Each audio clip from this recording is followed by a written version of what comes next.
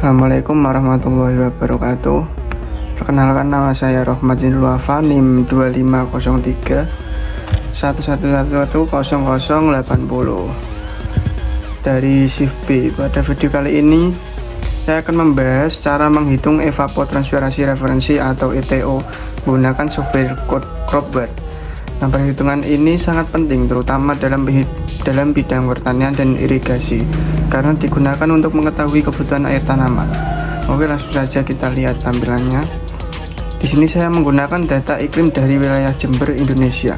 Lokasinya berada pada ketinggian 83 meter di atas permukaan laut dengan koordinat 8,15 derajat lintang selatan dan 113,70 derajat bujur timur.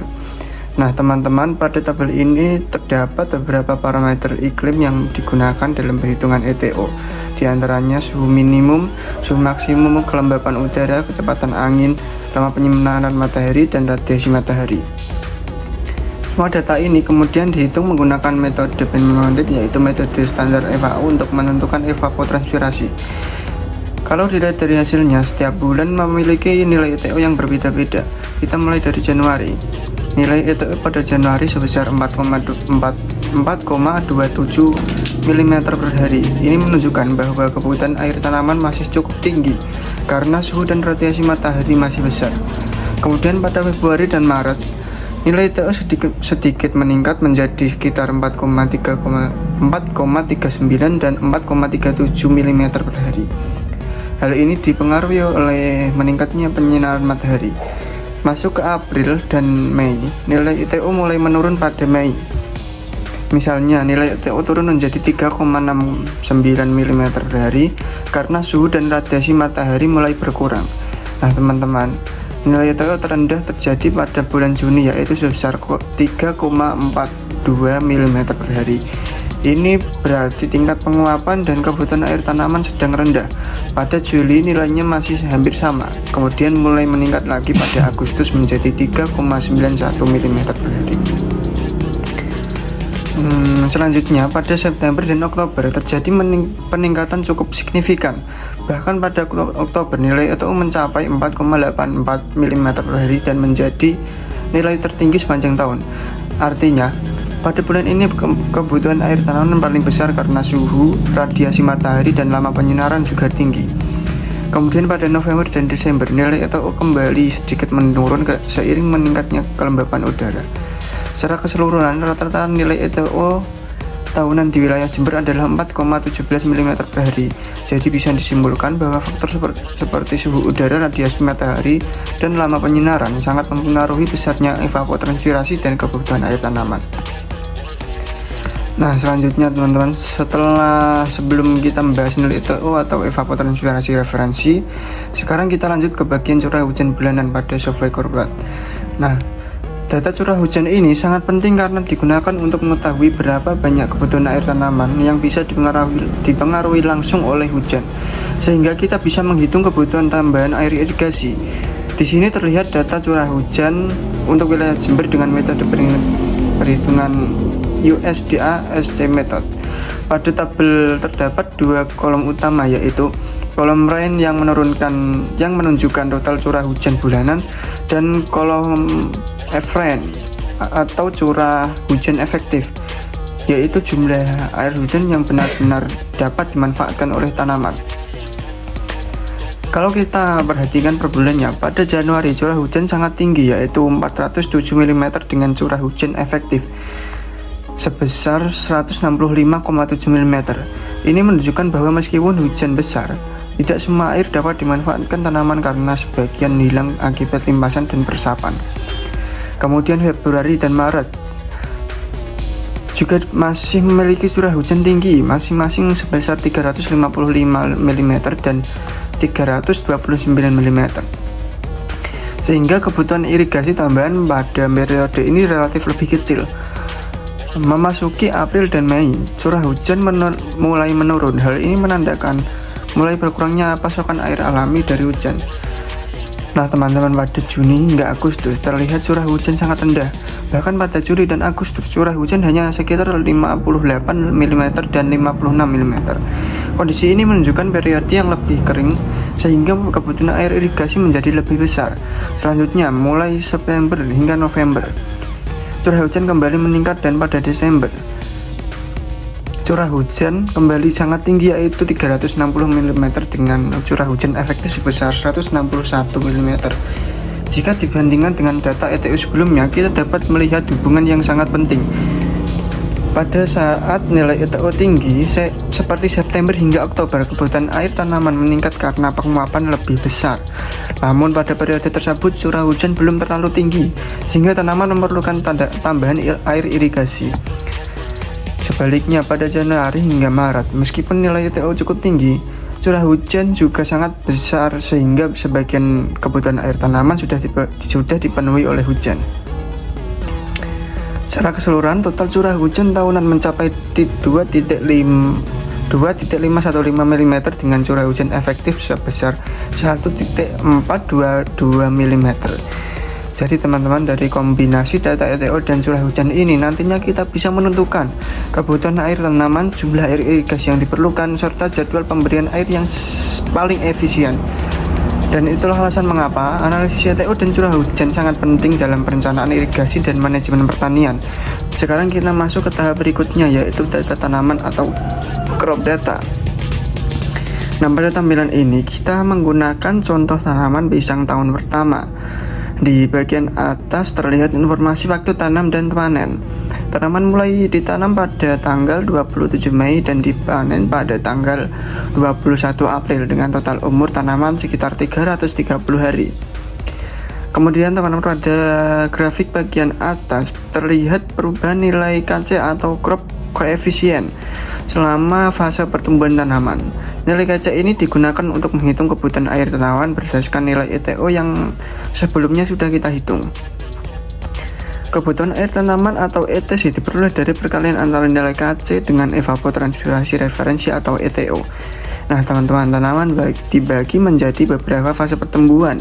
Fase pertama yaitu fase awal atau initial stage selama 90 hari. Pada fase ini nilai KC masih sebesar 0,50 karena tanaman masih kecil dan kebutuhan airnya belum terlalu tinggi. Kemudian masuk ke fase perkembangan atau development stage selama 165 hari. Pada tahap ini tanaman mulai tumbuh lebih besar sehingga nilai KC meningkat secara bertahap.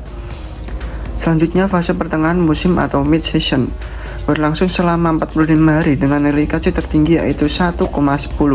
Nah pada fase ini kebutuhan air tanaman menjadi paling besar karena pertumbuhan tanaman sedang maksimal.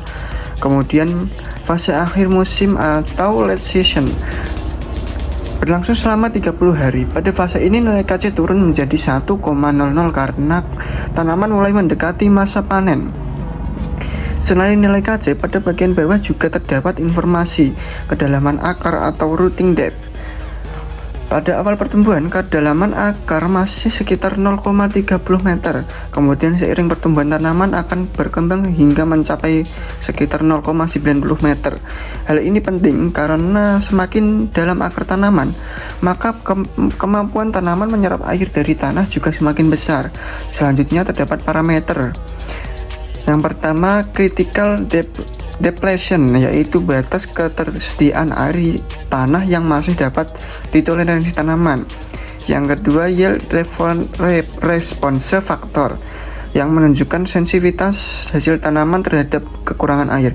Yang ketiga, tinggi tanaman atau crop height. Nah teman-teman, semua parameter ini nantinya digunakan oleh crop atau menghitung kebutuhan air tanaman, jadwal irigasi, dan jumlah air yang harus diberikan pada setiap fase pertumbuhan. Jadi bisa disimpulkan bahwa pada tahap crop data ini kita menentukan karakteristik pertumbuhan tanaman, mulai dari umur tanaman, fase pertumbuhan, nilai KC, hingga perkembangan akar tanaman. Semua data ini sangat penting agar perhitungan kebutuhan air menjadi lebih akurat. Oke teman-teman, kita lanjut lagi ke tahap berikutnya pada analisis kebutuhan air dan penjadwalan irigasi. Nah, selanjutnya kita membahas data iklim curah hujan. Setelah kita membahas data iklim, curah hujan, dan karakteristik tanaman, sekarang kita masuk ke bagian data tanah atau soil data pada software Cropbed. Nah, pada tampilan ini digunakan jenis tanah black clay soil atau tanah liat hitam. Teman-teman, data tanah ini sangat penting karena menentukan kemampuan tanah dalam menyimpan dan menyediakan air bagi tanaman. Jadi meskipun curah hujan tinggi atau irigasi cukup, kalau kemampuan tanah menyimpan air rendah, maka tanaman tetap bisa mengalami kekurangan air. Sekarang kita bahas parameternya satu persatu. Parameter pertama yaitu total available soil moisture sebesar 200 mm per hari. Nilai ini menunjukkan jumlah air yang dapat disimpan tanah dan tersedia untuk diserap akar tanaman. Semakin besar nilai ini, maka tanah mampu menyimpan lebih banyak air untuk tanaman. Selanjutnya terdapat maksimum rain infiltration rate sebesar 30 mm per hari. Artinya tanah mampu menyerap air hujan maksimum sekitar 30 mm setiap hari. Jika curah hujan melebihi angka tersebut, maka sebagian air kemungkinan menjadi limpasan permukaan. Benar. Kemudian terdapat maksimum rooting depth sebesar 900 cm. Nah, teman-teman, ini menunjukkan kedalaman maksimum akar tanaman dalam mengambil air dan tanah. Semakin dalam akar tanaman, maka semakin besar volume tanah yang dapat dimanfaatkan untuk menyerap air. Selanjutnya ada initial soil moisture depletion sebesar 50%. Nilai ini menunjukkan kondisi awal kelembapan tanah. Artinya, pada awal perhitungan sekitar 50% cadangan air tanah sudah terpakai. Kemudian pada bagian terakhir terdapat initial available soil moisture sebesar 100 mm per meter. Ini menunjukkan jumlah air awal yang masih tersedia di dalam tanah dan dapat dimanfaatkan tanaman pada awal masa tanam. Nah, teman-teman, semua parameter tanah ini nantinya akan dikombinasikan dengan data ETO, curah hujan efektif, dan karakteristik tanaman untuk menghitung kebutuhan air tanaman secara lebih akurat. Jadi bisa disimpulkan bahwa analisis tanah sangat penting dalam sistem irigasi karena menentukan kemampuan tanah menyimpan air, kemampuan infiltrasi, serta ketersediaan air bagi tanaman selama masa pertumbuhan.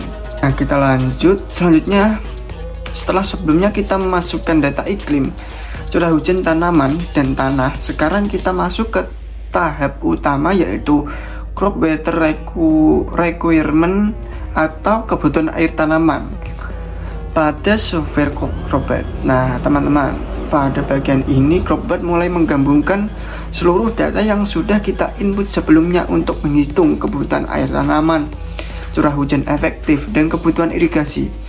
Di bagian atas terlihat bahwa perhitungan menggunakan stasiun ETO dari wilayah Jember, data curah hujan wilayah Jember, serta tanaman pisang tahun pertama. Kemudian pada tabel ini terdapat beberapa kolom penting yang perlu kita pahami. Kolom pertama menunjukkan bulan dan periode per 10 harian atau dekade. Jadi satu bulan dibagi menjadi 3 periode agar perhitungan kebutuhan air menjadi lebih detail. Selanjutnya terdapat kolom stage, yaitu fase pertumbuhan tanaman seperti fase awal atau initial stage dan fase perkembangan atau development stage. Kemudian ada kolom KC atau koefisien tanaman. Nah, teman-teman, nilai KC ini terus meningkat seiring pertumbuhan tanaman. Pada fase awal, nilai KC masih sekitar 0,50 karena tanaman masih kecil, sehingga kebutuhan air belum terlalu besar. Namun memasuki fase perkembangan, nilai KC meningkat secara bertahap menjadi 0,51, 0,55, 0,58 hingga mencapai 0,80. Hal ini menunjukkan bahwa semakin besar tanaman, maka semakin besar juga kebutuhan airnya. Selanjutnya terdapat kolom ETC atau evapotranspirasi tanaman. Kalau kita lihat pada tabel, di awal pertumbuhan nilai ETC masih sekitar 1,7 hingga 1,9 mm per hari. kemudian meningkat menjadi lebih dari 3 mm per hari pada fase perkembangan tanaman. Artinya kebutuhan air tanaman semakin meningkat seiring pertumbuhan tanaman. Selanjutnya ada kolom effective rain atau curah hujan efektif. Nah teman-teman, ini menunjukkan jumlah air hujan yang benar-benar bisa dimanfaatkan oleh tanaman. Sebagai contoh, pada awal musim hujan nilai efektif rainfall cukup tinggi sehingga sebagian besar kebutuhan air tanaman sudah dipenuhi oleh hujan. Akibatnya kolom irrigation requirement atau kebutuhan air irigasi masih bernilai 0. Namun ketika curah hujan mulai menurun dan kebutuhan air tanaman meningkat, maka mulai muncul kebutuhan irigasi tambahan. Contohnya, terdapat kebutuhan irigasi sebesar 1,3 mm, kemudian meningkat menjadi 3,5 mm hingga mencapai lebih dari 6 mm beberapa periode. Hal ini menunjukkan bahwa pada periode tertentu curah hujan sudah tidak cukup untuk memenuhi kebutuhan air tanaman, sehingga diperlukan tambahan air melalui sistem irigasi. Jadi teman-teman, pada tahap crop water requirement ini kita sudah bisa mengetahui kapan tanaman membutuhkan banyak air, kapan hujan masih mampu memenuhi kebutuhan air, dan kapan irigasi tambahan mulai diperlukan. Nah, hasil perhitungan ini nantinya akan digunakan untuk membuat jadwal irigasi yang lebih efisien, sehingga penggunaan air menjadi lebih optimal dan tidak berlebihan. Oke teman-teman, setelah ini kita akan lanjut ke tahap penjadwalan irigasi atau irrigation scheduling pada crop. Baik teman-teman, jadi dari seluruh tahapan analisis menggunakan software CropBud ini kita bisa melihat bagaimana data iklim, curah hujan, karakteristik tanaman, dan kondisi tanah saling berhubungan dalam menentukan kebutuhan air tanaman. Mulai perhitungan ETO untuk menggunakan tingkat evapotranspirasi, kemudian analisis curah hujan efektif untuk mengetahui jumlah air hujan yang dapat dimanfaatkan tanaman, lalu dilanjutkan dengan data tanaman dan kondisi tanah. Semua data tersebut kemudian diolah pada tahap crop water requirement untuk menghitung kebutuhan air tanaman dan menentukan kapan tanaman. Dari hasil analisis kita dapat mengetahui bahwa kebutuhan air tanaman berubah pada setiap fase pertumbuhan. Curah hujan tidak selalu mampu memenuhi kebutuhan air tanaman, sehingga diperlukan pengelolaan irigasi yang tepat agar tanaman dapat tumbuh optimal.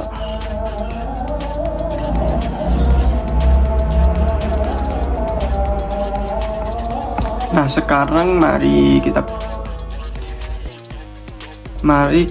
bedah kolom demi kolom supaya teman-teman tidak bingung membaca data tabel yang ada di layar ini. Yang pertama, kolom date dan day. Di dua kolom pertama ini, CropBud menampilkan waktu simulasi. Di sini tertera tanggal 26 Mei yang bertepatan dengan hari kedua setelah waktu tanam dimulai. Di bawahnya ada baris 19 April sebagai tanda fase akhir atau end dari siklus pengairan. Yang kedua, kolom stage. Kolom ini menunjukkan fase pertumbuhan tanaman seperti yang kalian lihat. Pada tanggal 26 Mei, tanaman pisang kita masih berada di fase init atau inisial atau fase awal pertumbuhan. Kolom rain.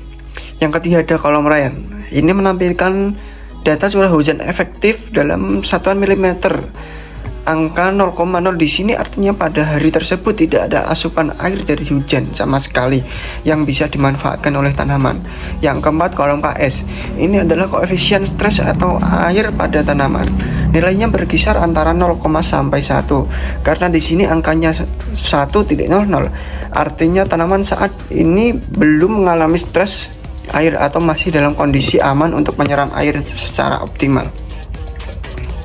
Sebentar, minum dulu.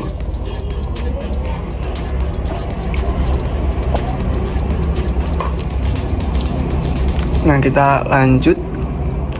Yang kolom yang keempat, kolom ETA. Kolom ini menunjukkan presentasi evapotranspirasi aktual tanaman dibandingkan dengan kondisi optimumnya. Di sini tercatat 100% yang berarti proses penguapan dan penyerapan air oleh tanaman pisang ini masih berjalan maksimal sesuai kebutuhannya. Kolom yang keenam, kolom depel atau depletion. Nah, ini kolom yang sangat penting. Depletion menunjukkan tingkat kehilangan atau penyusutan air di dalam tanah. Di sini angkanya sudah menyentuh 56%. Artinya, tanah sudah cukup kering dan melewati batas kritis ketersediaan air yang nyaman bagi tanaman. Kolom yang ke berapa tadi? Lupa. Kolom yang pokoknya ada kolom net irrigation karena tanah sudah menyusut sebanyak 56%. Kolom net irrigation langsung bekerja. Aplikasi otomatis menghitung bahwa kita harus memberikan air irigasi sebesar 34,1 mm untuk mengisi kembali kandungan air di dalam tanah. Selanjutnya ada kolom defisit. Kolom defisit air. Sebentar. Di sini ada kolom defisit air karena kita langsung berencana memberikan irigasi sebesar 34,1 mm tadi, maka angka defisitnya menjadi 0,0 mm, alias kebutuhan air tanaman terpenuhi sempurna dan tidak kekurangan sedikit pun. Dengan membaca data per kolom seperti ini di aplikasi Cropbot, kita jadi tahu persis kondisi lapangan secara real time dan bisa mengambil kebutuhan irigasi yang sangat akurat. Cukup sekian penjelasan dari saya. Mohon maaf jika kurang jelas teman-teman, karena saya juga masih tahap belajar. Cukup sekian. Mohon maaf bila ada kesalahan. Wassalamualaikum warahmatullahi wabarakatuh.